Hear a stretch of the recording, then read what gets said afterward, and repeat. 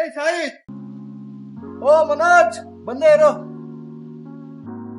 Hi Shahid, ಹೇಗಿದ್ಯಾ? ನಾನ್ super ಆಗಿದ್ದೀನಿ, ನೀನ್ ಹೇಗಿದ್ಯಾ? ಇಬ್ರು ಸ್ಯಾಲ್ರಿ ಬೇಸಿಸ್ ಮಾಡ್ತಿದ್ವಲ್ಲ ಜಾಬು, ಅವಾಗ ಚೆನ್ನಾಗಿತ್ತು. ಏನೋ ಊರಾಗ ಏನ್ ಪ್ರಾಬ್ಲಮ್ ಆಯ್ತು ಅಂತ ಊರ್ಗ್ ಹೋದೆ.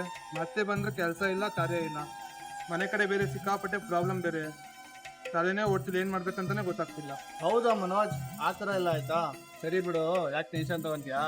ನಾನು ಸ್ಯಾಲ್ರಿ ಬೇಸ್ ಕೆಲಸನೇ ಬಿಟ್ಟಿದ್ದೀನಿ. ನಮ್ದೇ ಕನ್ನಡಿಗರ ಒಂದ್ ಕಂಪ್ನಿ ಇದೆ.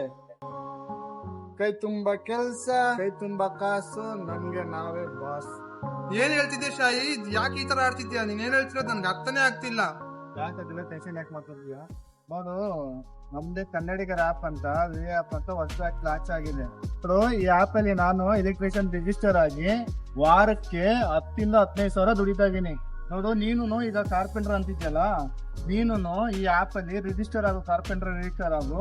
ಆಗ ನಿಂಗೆ ಕೈ ತುಂಬಾ ಕೆಲಸನೂ ಸಿಗ್ತದೆ, ಕೈ ತುಂಬಾ ಕಾಸು ಸಿಗ್ತದೆ. ಇನ್ನು ಯಾಕೆ ತಡ? ನೀವು ಟೆಕ್ನಿಷಿಯನ್ ಅಲ್ವಾ? ಇವೇ ಆಪ್ ನನ್ನ ಡೌನ್ಲೋಡ್ ಮಾಡ್ಕೊಳ್ಳಿ, ರಿಜಿಸ್ಟರ್ ಮಾಡ್ಕೊಳ್ಳಿ, ನಿಮ್ ದುಡ್ಡನ್ನ ನೀವೇ ದುಡ್ಕೊಳ್ಳಿ. ತುಂಬಾ ಥ್ಯಾಂಕ್ಸ್ ಶಾಹಿದ್.